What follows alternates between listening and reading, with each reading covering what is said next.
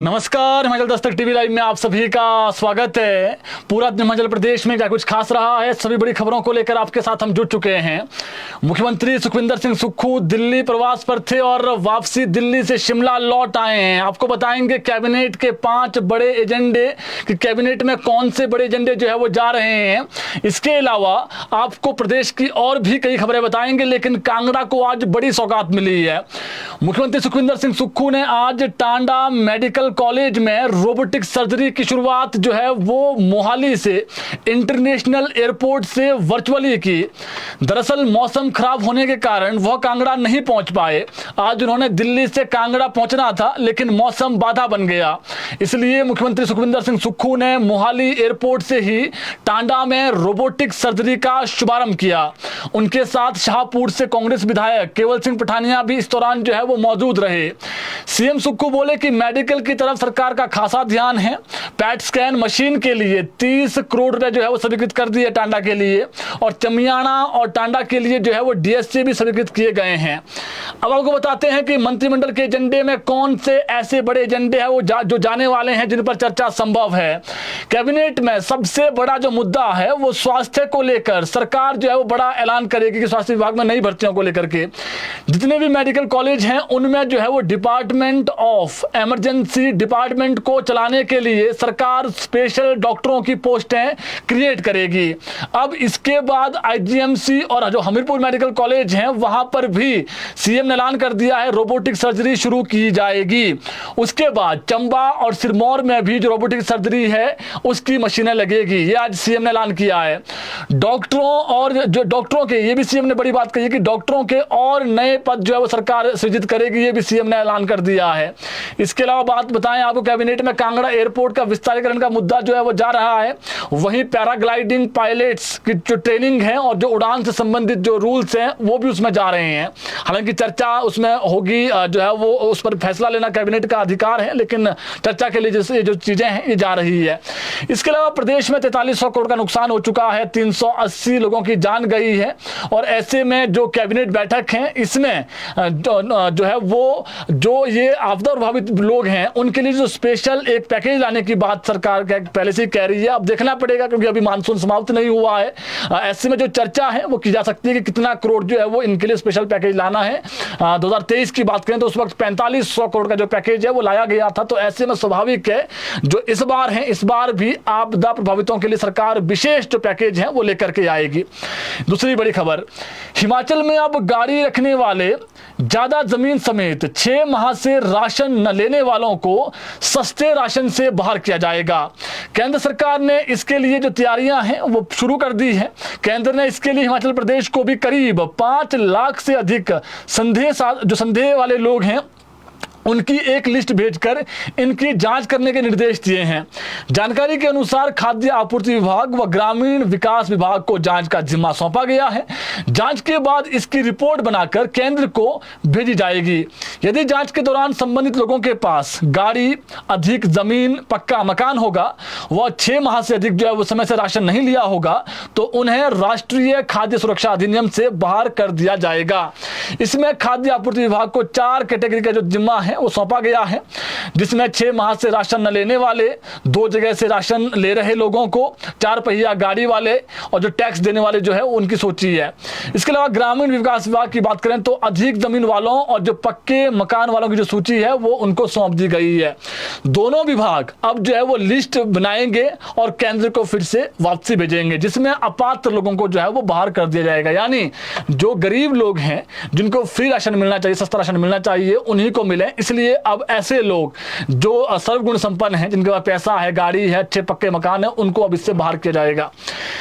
इसके अलावा दूसरी खबर, उप मुख्य सचेतक केवल पठानिया ने आज जो है वो दिल्ली में केंद्रीय रक्षा मंत्री राजनाथ सिंह से मुलाकात की है और राज्य से जुड़े विभिन्न मुद्दों पर चर्चा की है। उन्होंने केंद्रीय मंत्री को विशेषकर कांगड़ा जिला के शाहपुर विधानसभा क्षेत्र से संबंधित विषयों से अवगत करवाया। उन्होंने इस क्षेत्र में शहीद स्मारक को स्वीकृति प्रदान करने का आग्रह किया, क्योंकि इस क्षेत्र से बड़ी संख्या में सेवारत एवं पूर्व सैनिक संबंध रखते हैं। उन्होंने केंद्रीय मंत्री को अवगत करवाया कि शाहपुर के सूबेदार पवन सिंह जरियाल ऑपरेशन सिंदूर के दौरान शहीद होने वाले क्षेत्र के पहले सैनिक थे। उनकी शहादत की स्मृति में शाहपुर में शहीद स्मारक जो है बनाया जाए। प्रदेश सरकार ने इसके लिए पहले ही जो क्षेत्र हैं और जो भूमि है वो चिन्हित कर दी है और रक्षा मंत्रालय से स्वीकृति मिलने पर शीघ्र ही स्मारक का निर्माण हो पाएगा। उप मुख्य सचेतक ने क्षेत्र में पूर्व सैनिकों को बेहतर सेवाएं सुनिश्चित करने पर बल देते हुए कहा कि शाहपुर में पूर्व सैनिक योगदान स्वास्थ्य योजना कार्यालय राज्य सरकार के अस्पताल भवन में चल रहा है, लेकिन यहां इस कार्यालय के लिए पर्याप्त स्थान नहीं है। केवल सिंह पठानिया ने शाहपुर में 5.91 एकड़ भूमि का मुद्दा भी उठाया, जो केंद्र सरकार की है, लेकिन वर्तमान में राज्य सरकार के विभिन्न विभागों के पास है। यह मैदान स्थानीय विद्यालय और जो नगर की जो गतिविधियों के लिए एकमात्र उपलब्ध स्थान है, लेकिन स्वामित्व और कब्जे को लेकर विवाद होने के कारण इसका उचित उपयोग नहीं हो पा रहा है। उन्होंने कहा कि राज्य सरकार ने रक्षा मंत्रालय की नीति के अंतर्गत इस भूमि के विनियमन का जो प्रस्ताव है वो प्रस्तुत कर शीघ्र ही समाधान का जो आग्रह है वो किया है। जो लैंड केंद्र की है उसको किसी ना किसी तरीके से वहीं पर जो है वो जो अन्य गतिविधियां वहां पर होती है जनता के लिए, उसके लिए समर्पित की जाए, ये उन्होंने मांग की है। भाजपा के मुख्य प्रवक्ता राकेश जम्वाल ने आज शिमला में प्रेस कॉन्फ्रेंस की। इस दौरान उन्होंने कहा कि हिमाचल प्रदेश पिछले कई महीनों से भीषण आपदा की चपेट में है। भूस्खलन, बाढ़ और लगातार बारिश से प्रदेश का जो बुनियादी ढांचा है वो बुरी तरीके से ध्वस्त हुआ है। हजारों परिवार उजड़ गए हैं, सैकड़ों लोगों की जान गई है। इस संकट की घड़ी में जनता को तत्काल राहत, पुनर्वास और ठोस कदमों की जरूरत थी, लेकिन अफसोस कि प्रदेश की कांग्रेस सरकार पूरी तरीके से असंवेदनहीन और अक्षम साबित हुई। उन्होंने आरोप लगाया है। उन्होंने कहा कि हाल ही में सुंदरनगर में 7 लोगों की दर्दनाक मौत हुई, लेकिन सरकार का कोई मंत्री तक प्रभावित परिवारों से मिलने नहीं पहुंचा। यह कांग्रेस सरकार की संवेदनहीनता का सबसे बड़ा उदाहरण है, उन्होंने यह आरोप लगाया है। जम्वाल ने कहा कि इसके विपरीत प्रधानमंत्री नरेंद्र मोदी ने आपदा की गंभीरता को समझते हुए तुरंत प्रतिक्रिया दी। प्रधानमंत्री मोदी स्वयं हिमाचल आए, प्रभावित क्षेत्रों का हवाई सर्वेक्षण किया और धर्मशाला में उच्च स्तरीय जो बैठक है वो भी की। उन्होंने हिमाचल को 1500 करोड़ रुपए का जो है वो विशेष पैकेज की घोषणा भी की है, जो पहले से जारी जिस प्रकार से 5125 करोड़ रुपए की राशि के साथ मिलाकर कुल जो है वो अब 6625 करोड़ हो गया है। मोदी सरकार ने हिमाचल को हर क्षेत्र में जो है मजबूती दी है और जो आपदा प्रभावित लोग हैं उनको भी जल्द बसाया जाएगा, ये उन्होंने कहा है। इसके अलावा नेता प्रतिपक्ष जयराम ठाकुर ने आज भरमौर विधानसभा के अंतर्गत आपदा प्रभावित हड़सर क्षेत्र का दौरा किया। इस क्षेत्र में भी भारी बारिश से बड़े जलस्तर और भूस्खलन से भारी क्षति हुई है। हड़सर वही स्थान है जहां से पवित्र मणिमहेश की जो यात्रा है वो आरंभ होती है। आपदा के कारण सभी मार्ग जो बाधित हैं वो वहां पर हुए हैं, जिन्हें खोलने का कार्य जारी है। उन्होंने सरकार एवं प्रशासन से आग्रह किया कि इस क्षेत्र को शीघ्र ही राहत प्रदान करें ताकि लोगों को जल्द सामान्य जीवन की ओर लौटने में जो है मदद मिल सके। इसके अलावा राज्य बिजली बोर्ड में पदोन्नतियों पर नियुक्ति और स्थानांतरण अब मुख्यमंत्री की मंजूरी से ही होंगे। बड़ी खबर है, बोर्ड प्रबंधन ने सभी फील्ड अधिकारियों को इस बाबत निर्देश जारी किए हैं और निर्देशों का पालन न होने पर कार्रवाई की चेतावनी भी दी है। पदोन्नति के बाद स्थानांतरण और जो नियुक्ति के लिए निर्धारित जो सभी प्रोटोकॉल का सख्ती से पालन करने की बात भी की गई है।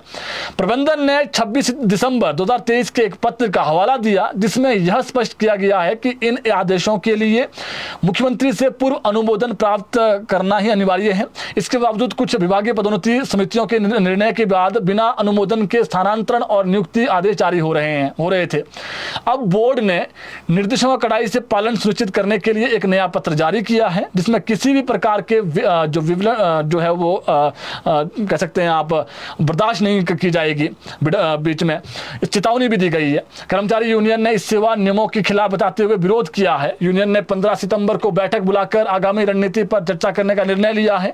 यूनियन के प्रदेश अध्यक्ष कामेश्वर दत्त शर्मा का कहना है कि बोर्ड में टीमेट से सहायक लाइनमैन की पदोन्नति के लिए मंडल और सहायक लाइनमैन से लाइनमैन की जो पदोन्नति है वो वृत्त स्तर पर होती रही है। प्रदेश में 100 से अधिक कैडर कंट्रोलिंग अथॉरिटी है जो अपने स्तर पर पदोन्नति और पोस्टिंग करते आए हैं।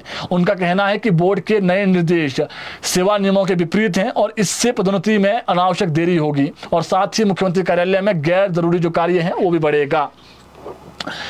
इसके अलावा बात करें हाईकोर्ट की खबर को लेकर के, हाईकोर्ट ने स्पष्ट किया कि 2022 के बाद नियमित हुए अनुबंध कर्मचारी भी संशोधित वेतनमान के हकदार हैं।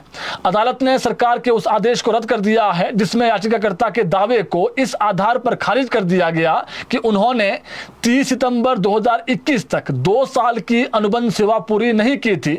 सरकार ने तर्क दिया कि 2022 के संशोधित वेतनमान नियम केवल उन्हीं कर्मचारियों पर लागू होते हैं जिन्हें 30 सितंबर 2021 तक नियमित नियुक्त किया था। इसके साथ ही अदालत ने आदेश का पालन करने में देरी और लापरवाही के लिए प्रतिवादी संयुक्त सचिव जनजातीय विभाग को 10,000 रुपए का जुर्माना भी लगाया है। न्यायाधीश ज्योत्सना रिवाल दुआ की खंडपीठ ने जुर्माना राशि मुख्य न्यायाधीश जो है वो इसको 2025 में जमा करने का आदेश दिए हैं, जो आपदा राहत कुछ बना हुआ है। अदालत ने संबंधित अधिकारी को 3 हफ्ते में याचिकाकर्ता के मामले पर दोबारा विचार करने और लाभ देने के आदेश जारी किए हैं। अदालत ने ये जो फैसला है प्रभुजोत सिंह की याचिका को लेकर के लिया है और न्यायालय ने कहा है कि सरकार ने मोहित शर्मा के मामले में दिए फैसले को गलत समझा है। मामले में स्पष्ट रूप से कहा गया है कि अनुबंध कर्मचारी को नियमित होने के बाद नियमित कर्मचारियों के समान माना जाता है और 2022 का जो लाभ है उन कर्मचारियों को भी मिलेगा जो इन नियमों के लागू होने के बाद नियमित हुए हैं। कोर्ट ने कहा कि एक ही पद के लिए 2 अलग अलग वेतनमान नहीं हो सकते हैं। तो ये भी एक खबर थी जी। इसके अलावा हाईकोर्ट ने अदालत के आदेश न मानने पर लोक निर्माण विभाग के सचिव पर 25,000 रुपए की कॉस्ट लगाने का आदेश जारी किए हैं।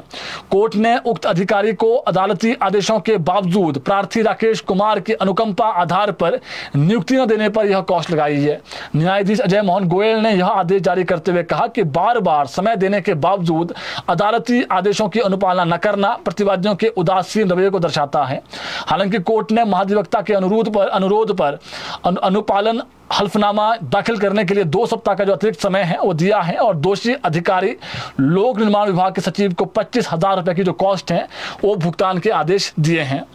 इसके अलावा राजस्व मंत्री जगत सिंह नेगी शिमला में थे। उन्होंने जानकारी देते हुए आज कहा मीडिया में कि शिमला किन्नौर नेशनल हाईवे 05 आज शाम 6 बजे से कल सुबह 6 बजे तक वाहनों की आवाजाही के लिए बंद रहेगा। राजस्व मंत्री जगत सिंह नेगी ने कहा कि NH पर निगुलसरी में बहुत ज़्यादा दलदल हो गया है। इसके परमानेंट सॉल्यूशन के लिए आज रात स्पेशल रिपेयर की जाएगी। उन्होंने कहा कि शिमला किन्नौर NH 2 जगह बंद था, इससे सैकड़ों वाहन फंसे हुए हैं। सारा ट्रैफिक बीती शाम को क्लियर कर दिया गया है। निगुलसरी में कीचड़ के कारण बने दलदल से निपटने के लिए जो है वो रोड बना, अब जो प्रॉपर रोड है उसको बाइंडिंग के लिए ज़रूरी है कि थोड़ा जो ट्रैफिक है रोका जाए।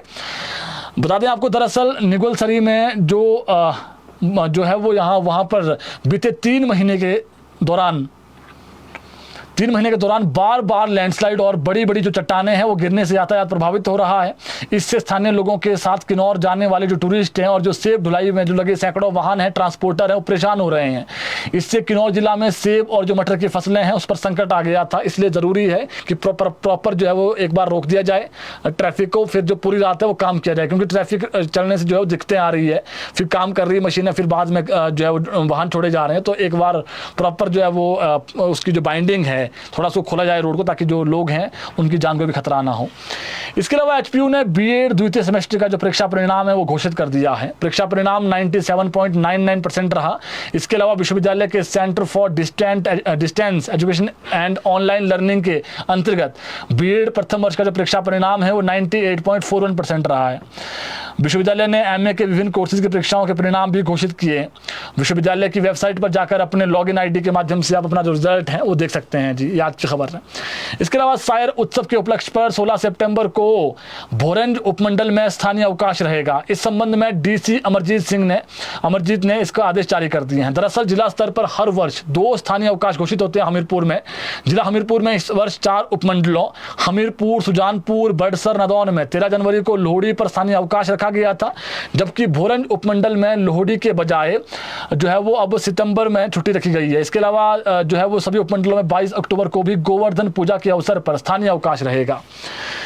बात कर लेते हैं जी, एक वीडियो बड़ा वायरल हो रहा है आज। शिमला जिला के रामपुर में बागवानों द्वारा सेब नाले में फेंकने का मामला सामने आया है। इसका वीडियो अब सोशल मीडिया में खूब वायरल हो रहा है।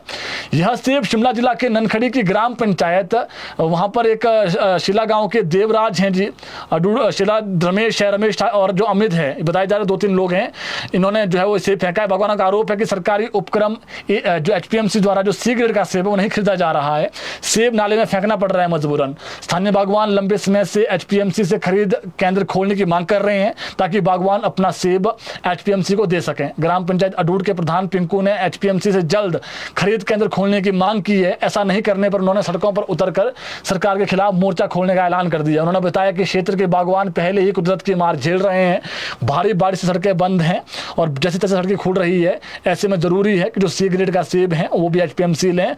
बागवानों ने तुड़ान भी रोक दिया है, कई जगह रोड बंद है, तो ऐसे में जो सड़ रहा है सेब कम से कम वो सेब तो ले जाएं। इसके अलावा कांगड़ा जिला के गांव बाबा पंजा से 2 दिन पहले लापता हुए 33 वर्षीय यूसुफ दिन का जो शव है वो सात लगती खड्ड से मिला है। सात लगती जो खड्ड है उसके खड्ड के साथ एक पेड़ से लटका हुआ मिला है। ये जो मामला है पुलिस के से देखेंगे तो प्रथम दृष्टया ये सुसाइड से जुड़ा हुआ मामला लग रहा है। बीते 2 दिन पहले ही व्यक्ति के परिजनों ने उसकी गुमशुदगी की जो रिपोर्ट है वो थाने में दर्ज करवाई थी। उसके बाद पुलिस ने उसको ढूंढा और इस बीच पुलिस को आज सुबह उसकी जो लाश है वो पेड़ से लटकी हुई मिली और अब इस पूरी मामले की जो छानबीन है पुलिस कर रही है। शिमला में बड़ा फ्रॉड हुआ है जी। शिमला में बैंक ऑफ बड़ौदा की कुसुमटी शाखा में 3.70 करोड़ रुपए का फ्रॉड हुआ है। मामले में वरिष्ठ बैंक प्रबंधक के खिलाफ छोटा शिमला थाने में एफआईआर दर्ज कर दी गई है। शिकायतकर्ता बैंक ऑफ बड़ौदा के उप क्षेत्रीय प्रबंधक राजेश कुमार गाबा ने बताया कि बैंक की कुसुमटी शाखा के सीनियर मैनेजर अंकित राठौर इनका नाम है। इन्होंने 3.70 करोड़ जो फर्जीवाड़ा है वो किया है। आरोप है कि 22 व 27 अगस्त को एपीएमसी का जो खाता वहां पर है उसी बैंक में उससे बिना अनुमति के 3.70 करोड़ रुपए कालू देवी के खाते में ट्रांसफर की गई रकम। इसके बाद कई खातों में जो रकम है ये निकाल ली गई उस खाते से।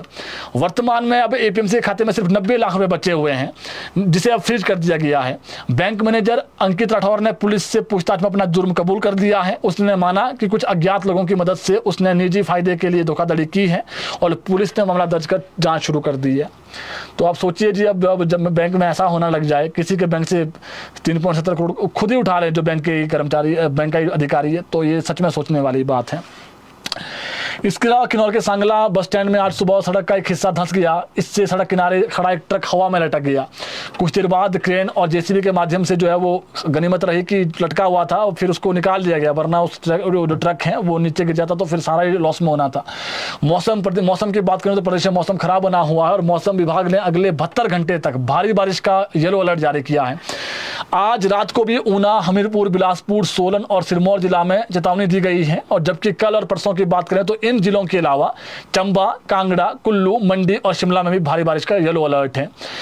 कुल्लू जिला में आज स्कूल बंद थे जी। बंजार और मनाली में सड़कों की हालत वहाँ पर ठीक नहीं है और कॉलेज भी जो है वो बंद रखे गए थे। आईटीआई, फार्मेसी कॉलेज सब बंद थे।